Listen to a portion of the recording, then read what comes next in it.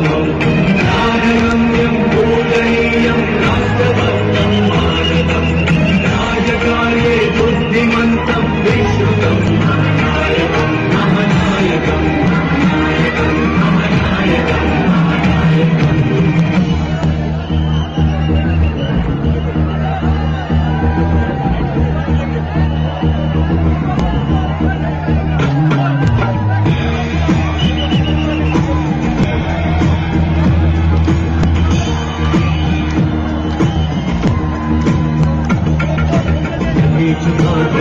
झुकेगा पर्वत सा तुम्हारी नरेंद्र भाई मोदी यांचा कोण आया भाई कोण आया भाई कोण आया भाजप का शेर आया कौन आया भाई कौन आया भाई कौन आया भारतीय जनता पार्टीचा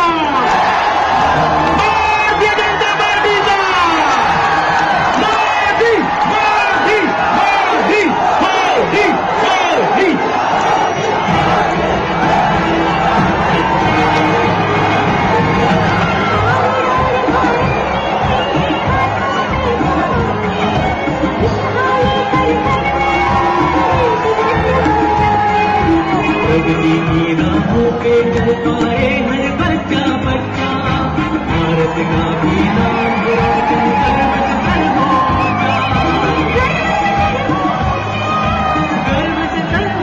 सर्वांनी शांततेने बसून घ्यावं.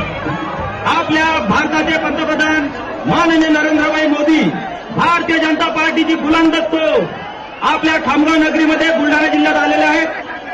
या बुलढाणा जिल्हा जो महासौ जिजाऊंचा बुलढाणा आहे, श्री संत गजानन महाराजांचा बुलढाणा आहे. या जिल्ह्यामध्ये प्रथम आगमन आपल्या लाडक्या पंतप्रधानांचं झालेलं आहे.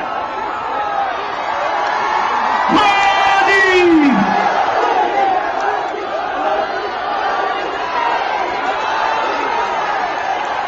महासाहेब के जिलाऊ के जिले में संत गजानन महाराज के जिले में आपका बहुत बहुत तहे दिल से हम स्वागत करते हैं और आपसे विनंती करते हैं कि जिजाऊ ने जिस दिनकर राजा से जिजाऊ ने छत्रपति शिवाजी राजा को जन्म दिया, तो छत्रपति महाराजा का आप स्वागत करेंगे, मैं आपसे विनंती करता हूं.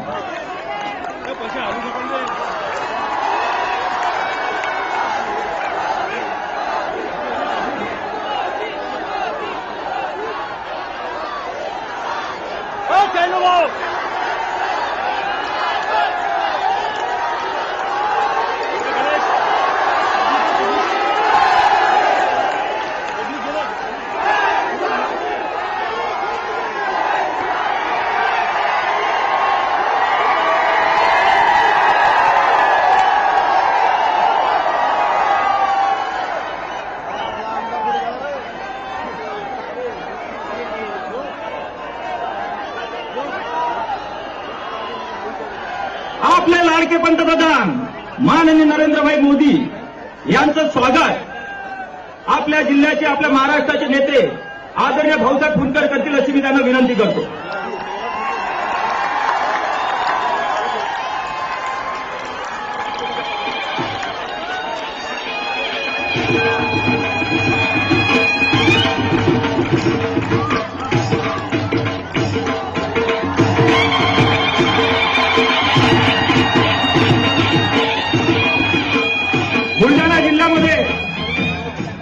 बुलढाणा जिल्ह्यातील उमेदवार आणि अकोला जिल्ह्यातील उमेदवार यांच्या संयुक्त प्रचारार्थ आदरणीय नरेंद्रभाईंची सभा जाहीर झालेली होती.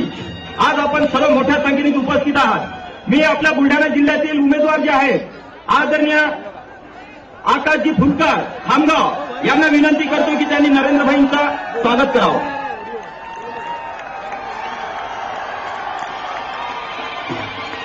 यानंतर मलकापूर विधानसभा क्षेत्राचे उमेदवार आपले लाडके नेते आदरणीय चैनभाऊ संचेती यांना विनंती करतो की त्यांनी माननीय नरेंद्रभाई मोदी यांचं स्वागत करावं.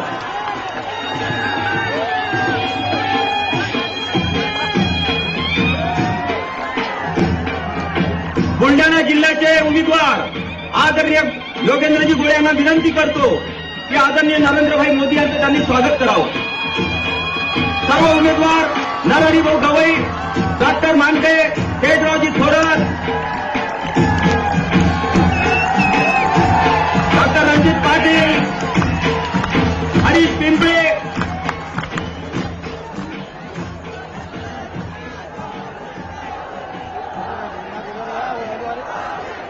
रणधीरभाऊ सावरकर.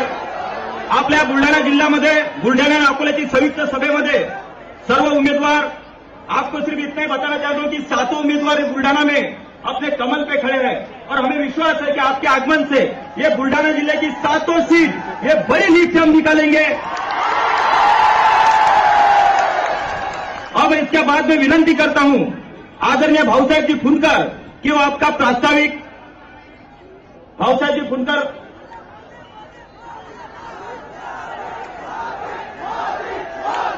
मैं भाऊसाहेब से विनंती करता हूं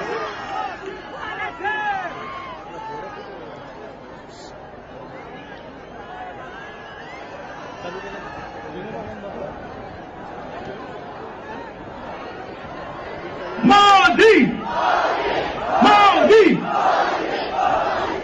कौन आया भाई, कौन आया.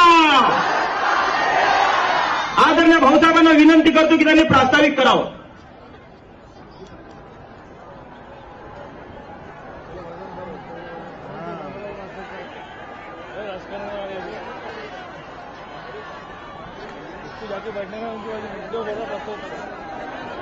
आपल्या हिंदुस्थानचे लाडके पंतप्रधान आणि जे जगाचं नेतृत्व करायला निघालेले आहेत, ज्यांनी अमेरिकेला दाखवून दिलेलं आहे की हिंदुस्थान आता कमी नाही आहे, असे आपले लाडके पंतप्रधान माननीय नरेंद्रजी मोदी मंचावर उपस्थित आपल्या अकोला आणि बुलढाणा जिल्ह्याचे सर्व उमेदवार आणि एवढ्या तळपत्या उन्हामध्ये हजारोच्या संख्येनं उपस्थित असलेल्या माझ्या शेतकरी बांधवांनो, माझ्या तरुण मित्रांनो आणि माझ्या भगिनींनो, मी या जिजाऊ मातेच्या बुलढाणा जिल्ह्यामध्ये माननीय नरेंद्रजी मोदी यांचं हार्दिक स्वागत करतो आहे.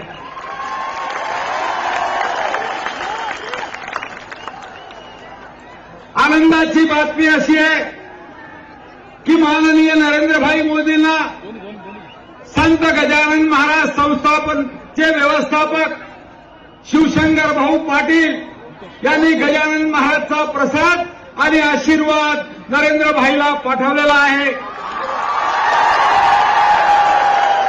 आणि आपल्या शेगावला त्यांनी येण्याचं निमंत्रण सुद्धा आपल्या पंतप्रधानाला दिलेलं आहे. मित्रांनो, ऊन फार तापते आहे. मी आपल्यामध्ये आणि नरेंद्रभाईमध्ये जास्त राहणार नाही. मी माननीय पंतप्रधानाच्या नजरेत आणू इच्छितो की हा बुलढाणा जिल्हा हिंदुस्थानमध्ये सर्वात मागासलेला जिल्हा आहे. या जिल्ह्यामध्ये उद्योग नाहीत, या जिल्ह्यामध्ये उद्योग नाहीत, कारण मागास जिल्हा आहे. उद्योग नसल्यामुळे बेरोजगार बेकार आहे. मराठवाडा आणि विदर्भाला जोडणारी खांबा जालना रेल्वे मार्ग हा गेली 100 वर्ष पडलेला आहे. हा 100 वर्ष पडलेला आहे. ह्या 2 मागण्या या महाराष्ट्र सरकारनं खामगावला जिल्हा बनवण्याचं 15 वर्ष चॉकलेट दिलं, पण 15 वर्ष जिल्हा झाला नाही. महाराष्ट्राचं सरकार जर आलं तर निश्चितपणे हा जिल्हा झाल्याशिवाय राहणार नाही. बुलढाणा जिल्ह्यामध्ये सिंचन नाही. बुलढाणा जिल्ह्यातल्या शेतकऱ्याला विजेचा त्रास, 18 घंटे लोड शेडिंग आहे. त्यामुळे या विदर्भामध्ये 5,000 शेतकरी आत्महत्या केलेले आहेत. आत्महत्याग्रस्त असलेला जिल्हा, बिना सिंचनाचा जिल्हा, बिना उद्योगाचा जिल्हा आणि खामगाव जालना रेल्वे मार्गापासून वंचित असलेल्या या जिल्ह्यात आपण या जिल्ह्याचं भाग्य आहे की स्वातंत्र्यानंतर पहिल्यांदा देशाचा पंतप्रधान आमच्या जिल्ह्यात आलेला आहे.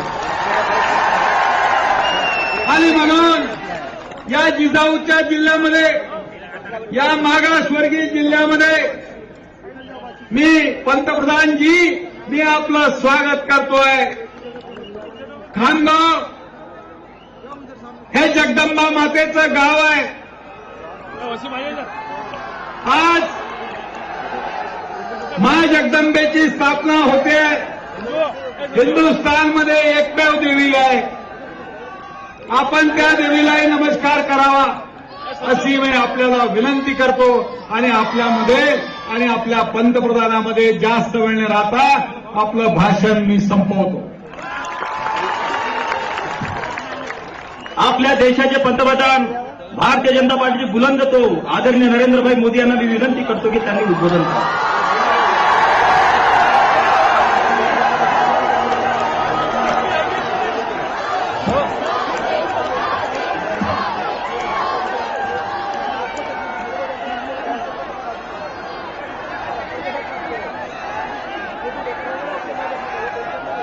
मोदी देवीने माझे प्रणाम.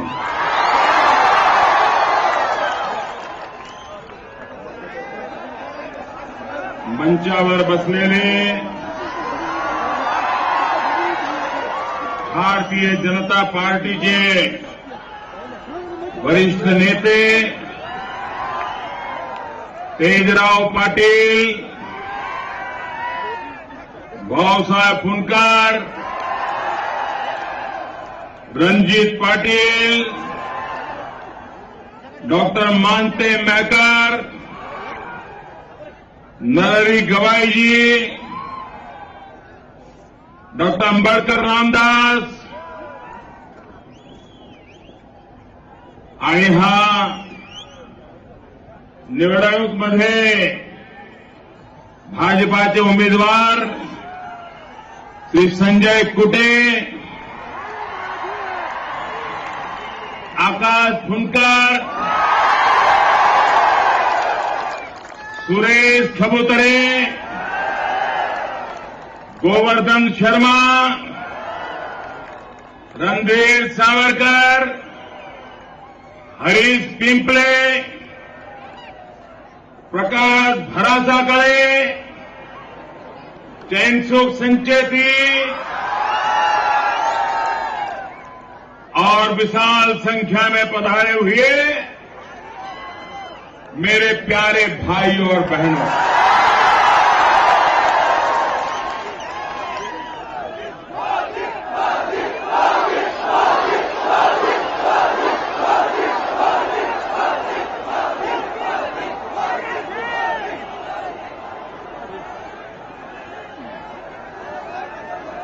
जिस महापुरुष ने अपने पराक्रमों से इस धरती को शक्तिशाली बनाया, हिंदवी स्वराज की स्थापना की, ऐसे छत्रपति शिवाजी महाराज को जन्म देने वाली माता जीजाबाई की इस भूमि को मैं प्रणाम करता हूं.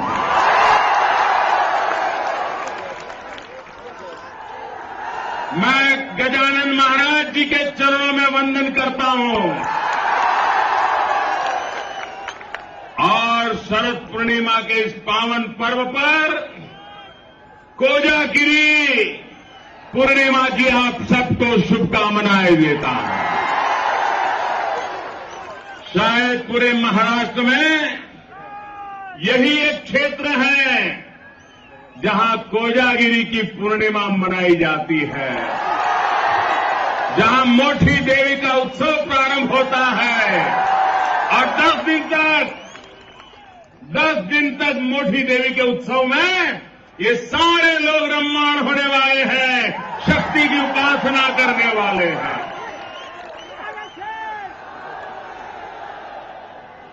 मैं आप सबको बहुत बहुत शुभकामनाएं देता हूं. मी असं ऐकलं होतं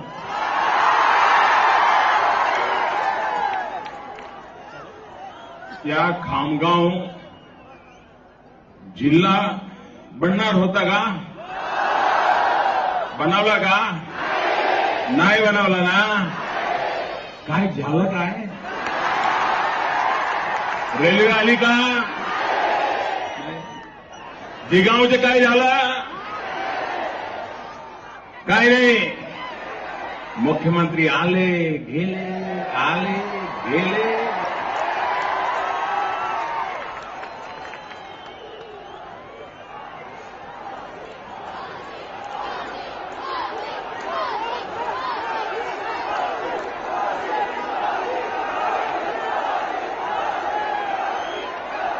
भाइयों बहनों, जिन पॉलिटिकल पंडितों के मन में अभी भी शक है कि चुनाव में क्या होने वाला है, पूर्ण बहुमत आएगा कि नहीं आएगा, हंग असेंबली बनेगी क्या, कौन आएगा कौन नहीं आएगा, जिनके मन में ये भ्रम पैदा हुआ है, उन सभी पॉलिटिकल पंडितों को मैं कहता हूं, इतनी भयंकर गर्मी में ये जरा खामगांव का दृश्य देख ले. खामगांव का जहां जहां मेरी नजर पहुंचती है, माथे ही माथे नजर आ रहे हैं. एक तरफ चुनाव की गर्मी, ऊपर से ये विदर्भ की भयानक गर्मी, और उसके बावजूद भी ये आपका उत्साह, ये आपका उमंग, ये आपका प्यार मैं कभी भूल नहीं सकता. लेकिन मेरी शिकायत है, आप बुरा नहीं मानोगे ना? करूं शिकायत? बुरा नहीं मानोगे ना? मेरी शिकायत है, जब मैं लोकसभा का चुनाव लड़ रहा था, तब भी मैं महाराष्ट्र आया था, तब इतने लोग नहीं आते थे. आज इतने कैसे आ गए? उस समय तो मेरी सभा में इससे आधे भी नहीं आते थे. उसके बावजूद भी महाराष्ट्र ने मुझे भारी समर्थन दिया. आज तो उससे भी डबल लोग मैं देख रहा हूं. क्या नतीजा आएगा? हिंदुस्तान की राजनीति में, इतिहास में कांग्रेस के सबसे बुरे दिन तब आए थे जब आपातकाल के बाद चुनाव हुआ, श्रीमती इंदिरा गांधी हार गई, उनके सारे चेले चपाटे हार गए, सारी कांग्रेस साफ हो गई. तब भी कांग्रेस पार्टी को 100 से ज्यादा सीटें मिली थी. और तब हिंदुस्तान के सभी दल कांग्रेस के खिलाफ एक बनकर के चुनाव लड़े थे. एक बनकर के मोरारजी भाई देसाई के नेतृत्व में, जयप्रकाश नारायण के आशीर्वाद के साथ हिंदुस्तान के सभी राजनीतिक दल एक बनकर के चुनाव लड़े थे. सामने कांग्रेस थी और इधर सब मिलकर के थे. तब भी कांग्रेस पार्टी 100 सीटों से ज्यादा सीटें ला करके जीत गई थी. इस बार तो कांग्रेस का ऐसा बुरा हाल हुआ, ऐसा बुरा हाल हुआ, 50 तक नहीं पहुंच पाए. 50 तक नहीं पहुंच.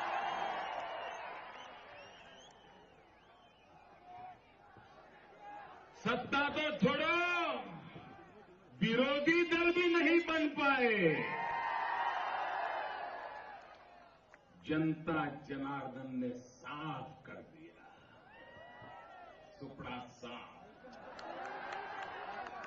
चुन चुन करके लोगों को घर भेज दिया।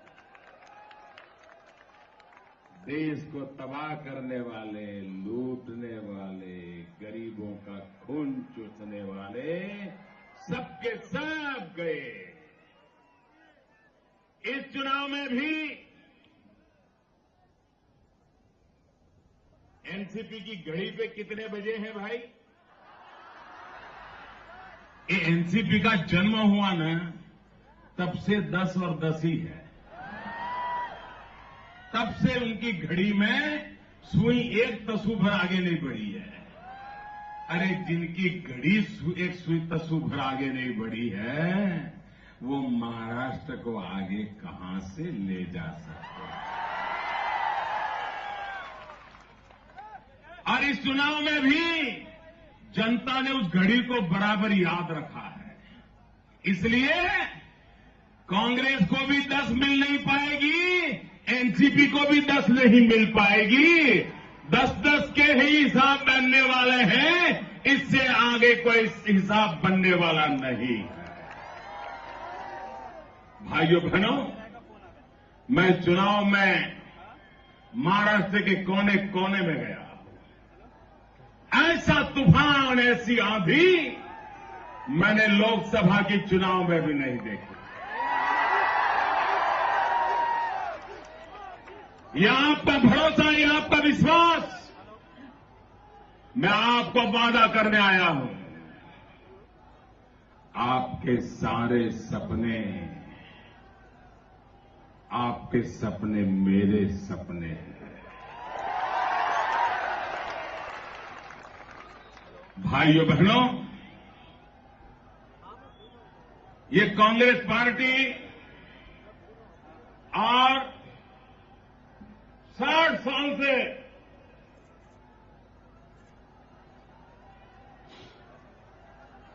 साल से कांग्रेस पार्टी ने राज किया। पंचायत से लेकर के पार्लियामेंट तक एक ही दल की सरकारें चलती थी, एक चक्री राज था उनका। 60 साल में कभी उन्होंने अपने काम का हिसाब दिया क्या? सबके सब बताओ मुझे, कांग्रेस ने कभी अपने काम का हिसाब दिया क्या? वादों का जवाब दिया क्या?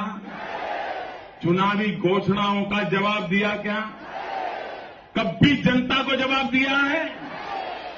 60 साल तक जिन्होंने जनता को जवाब नहीं दिया, ये कांग्रेस वाले मेरा 60 दिन का हिसाब मांग रहे हैं।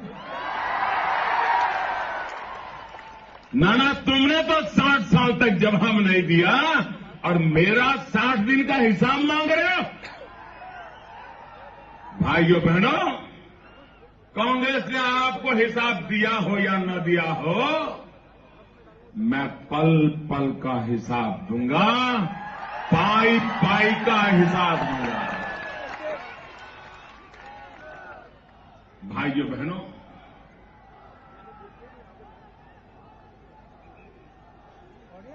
मैं जानता हूं गरीबी क्या होती है। मैं जानता हूं गरीबी से जिंदगी का गुजारा कैसे होता है। ये मैंने जिया है। मैं भी आप ही की तरह एक सामान्य परिवार से आया हूं। मैं किसी प्रधानमंत्री की कोख से पैदा नहीं हुआ। मैं किसी मंत्री के घर पैदा नहीं हुआ हूं। मैं किसी राजनेता के घर में पैदा नहीं हुआ। मैं एक सामान्य परिवार में पैदा हुआ हूं। आज आपने मुझे यहां बिठाया है। भाइयों बहनों, बताइए, जिनके बीच में मैं पैदा हुआ, जिनके कारण मैं बड़ा बना, जिनके बीच मैंने जिंदगी गुजारी, क्या मुझे उनके लिए जीना चाहिए कि नहीं जिया चाहिए? मुझे गरीबों के लिए जीना चाहिए कि नहीं जीना चाहिए? मुझे गरीबों के लिए जूझना चाहिए कि नहीं जूझना चाहिए? मेरी सरकार गरीबों के काम आनी चाहिए कि नहीं आनी चाहिए? जो प्रधानमंत्रियों के घर में पैदा हुए हैं, उन्होंने बड़ों का भला किया। जो बड़े घर में पैदा हुए, बड़ों के लिए जिए। मैं गरीब के घर में पैदा हुआ, मैं गरीब के लिए जीना चाहता हूं, गरीब की जिंदगी बदलना चाहता हूं। और इसलिए मेरे भाइयों बहनों, मेरी सरकार का हर काम गरीबों की भलाई के लिए है। मुझे बताइए, ये हमारा पूरा क्षेत्र कॉटन की खेती करता है कि नहीं करता है? मुझे बताइए, कॉटन की खेती करता है कि नहीं करता है?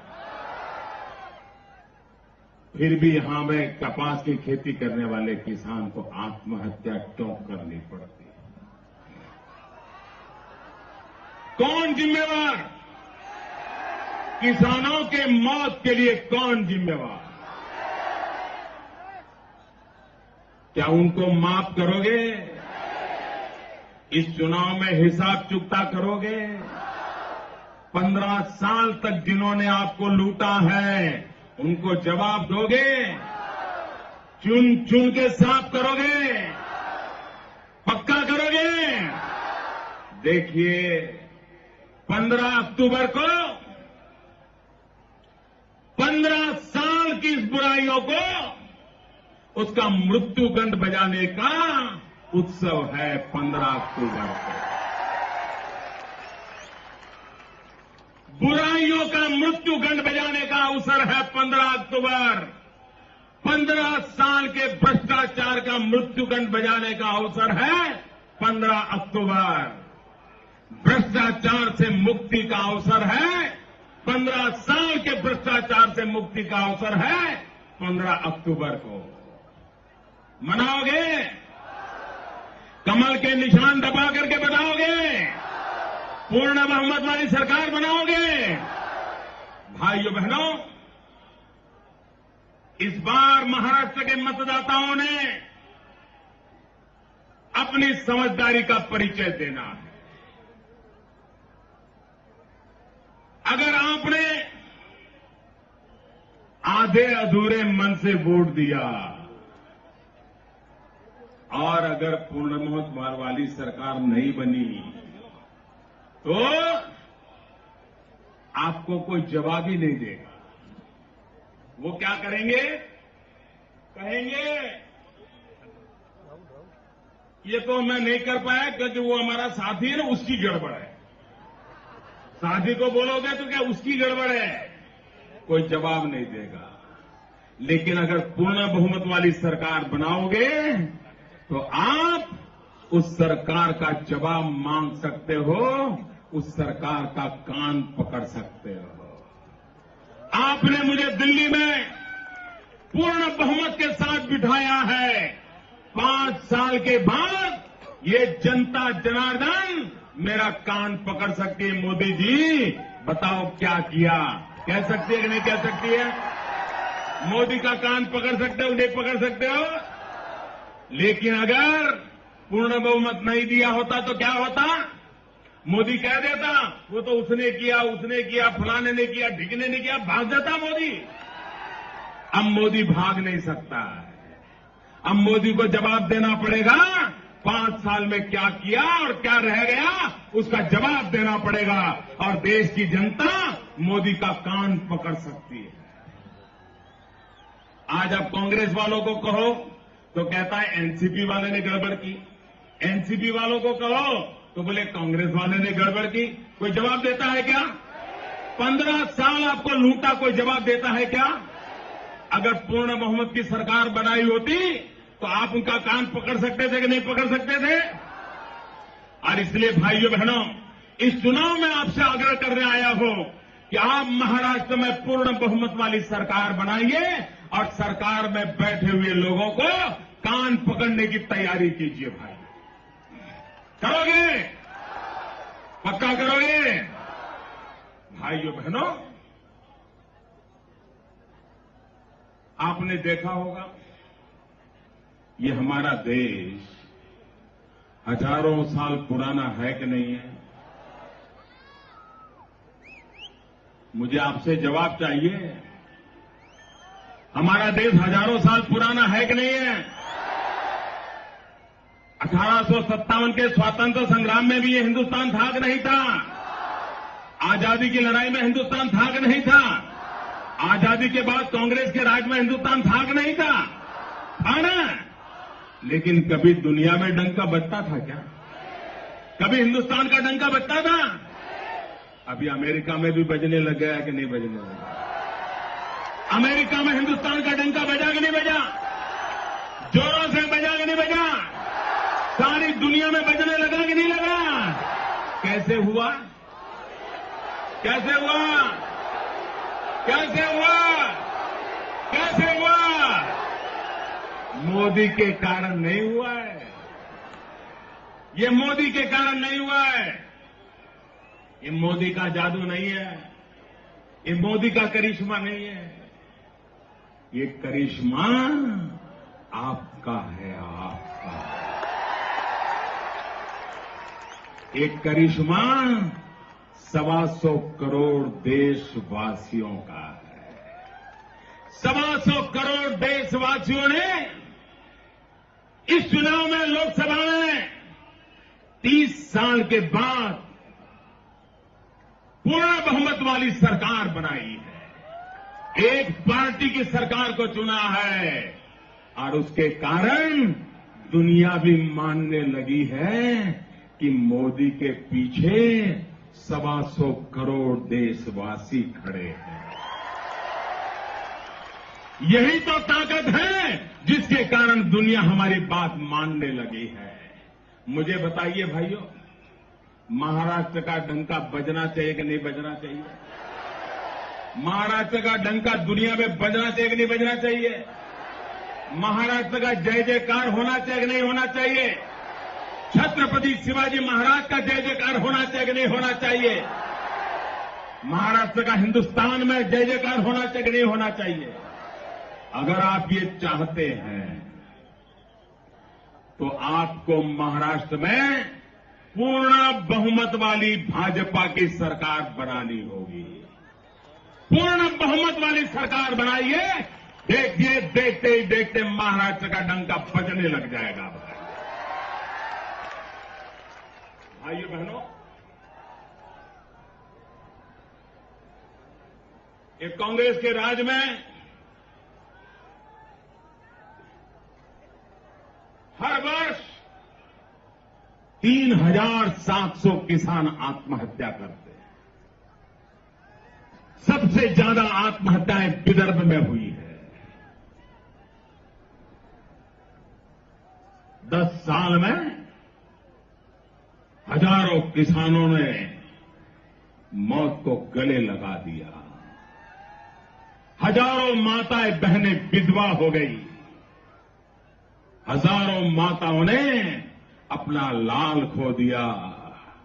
लाखों बालकों ने अपना पिता खो दिया। भाइयों, इतना बड़ा पाप करने वालों को माफ किया जा सकता है क्या?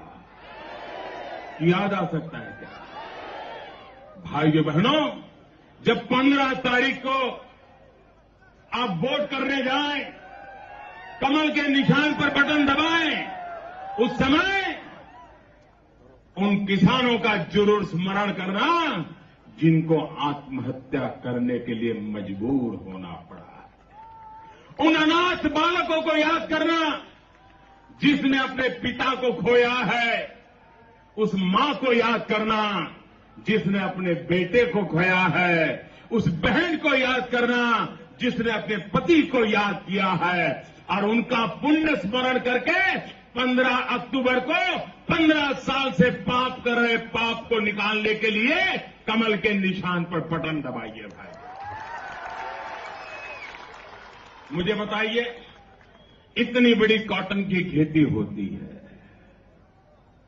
क्या मेरा किसान सुखी नहीं हो सकता है क्या? नहीं हो सकता है क्या?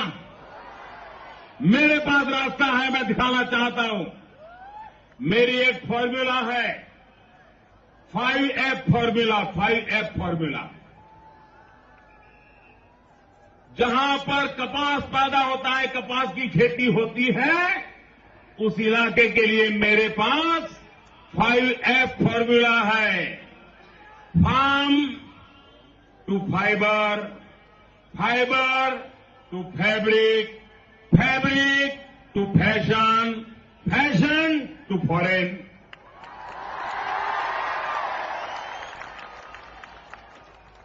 फार्म से फैब्रिक, फाइबर, धागा बने, सूत निकले। फाइबर से फैब्रिक, जहां कपास हो वहीं धागा बने, जहां धागा हो वहीं कपड़ा बने, जहां कपड़ा हो वहीं रेडीमेड गारमेंट बने, जहां रेडीमेड गारमेंट बने वहीं से विदेश में माल बिकने चला जाए। मेरा किसान सुखी होगा कि नहीं होगा? मेरा किसान सुखी होगा कि नहीं होगा? उसको अपने कपास के पूरे पैसे मिलेंगे कि नहीं मिलेंगे? उसके बच्चों को रोजगार मिलेगा कि नहीं मिलेगा? गरीब से गरीब को काम मिलेगा कि नहीं मिलेगा? गरीब विधवा को गाज बटन लगाने का काम मिलेगा कि नहीं मिलेगा? धोबी को इस्त्री करने का काम मिलेगा कि नहीं मिलेगा? दुनिया भर में माल बिकेगा कि नहीं मिलेगा? ये सपना मुझे पूरा करना है, आप ही के इस इलाके में पूरा करना है। यहां के नौजवानों को मुझे रोजगार देना है। भाइयों बहनों, कांग्रेस ने, भाइयों बहनों, भाई अब आगे आने की संभावना नहीं है, मेहरबानी करके मत आ, संभव ही नहीं है भैया। अब ये मैदान कभी छोटा नहीं पड़ सकता, वो भी छोटा पड़ गया, मैं क्या करूं भाई? प्लीज कोई आगे बढ़ने की कोशिश मत करो, इम्पॉसिबल है भैया, इम्पॉसिबल है। भाइयों बहनों, महाराष्ट्र ने पिछले 15 साल में क्या देखा? 15 साल के कुशासन ने महाराष्ट्र को क्या बना दिया और मैं महाराष्ट्र को क्या बनाना चाहता हूं। कांग्रेस ने महाराष्ट्र को स्कैम महाराष्ट्र बना दिया, स्कैम महाराष्ट्र। मैं महाराष्ट्र को स्किल महाराष्ट्र बनाना चाहता हूं, स्किल महाराष्ट्र बनाना चाहता हूं। वे स्कैम करते थे, नौजवानों के भविष्य को तबाह करते थे।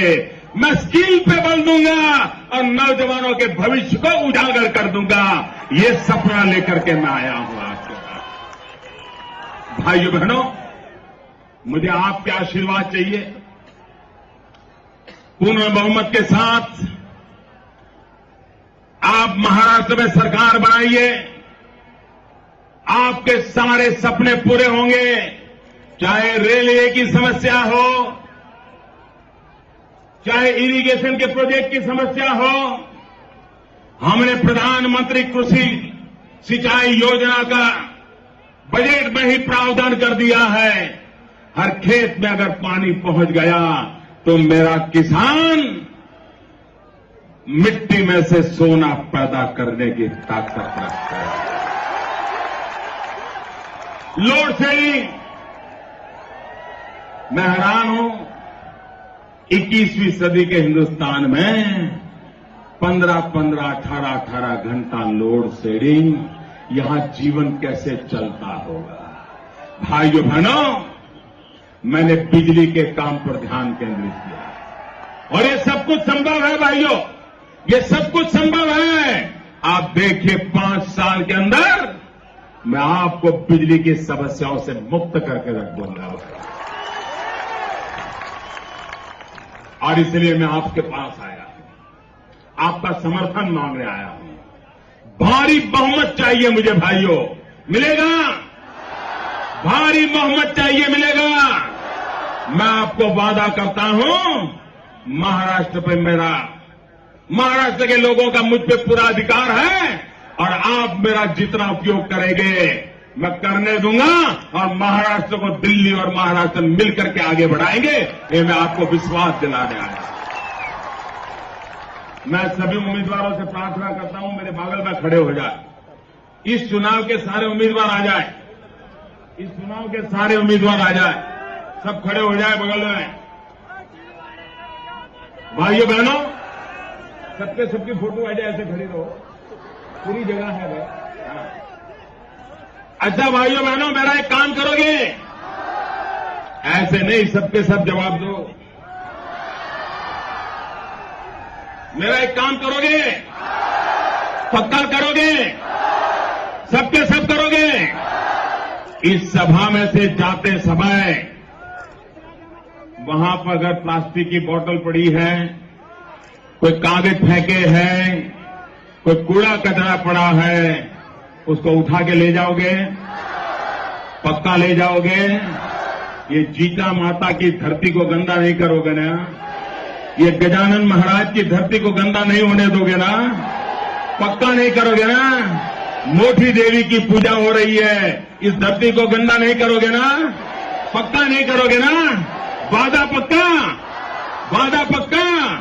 सब सफाई करके जाओगे ना? मैं आपको शत शत वंदन करता हूं। मेरे साथ दोनों हाथ ऊपर करके बोलिए, भारत माता की। ऐसे नहीं, पूरी ताकत से बोलिए, भारत माता की, भारत माता की, भारत माता की।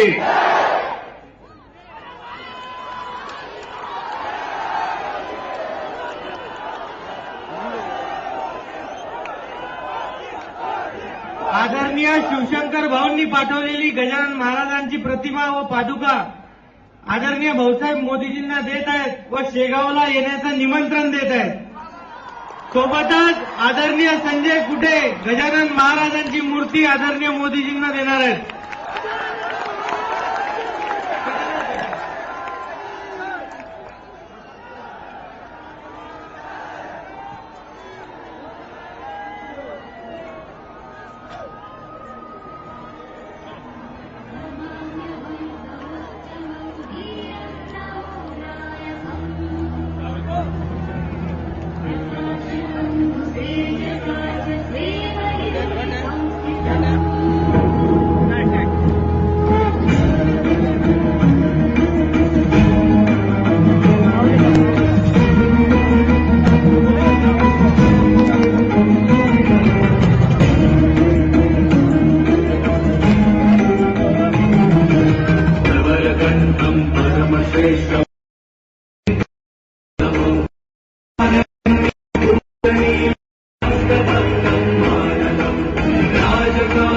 बुद्धिमन्तं विश्रुतं महानायकं महानायकम्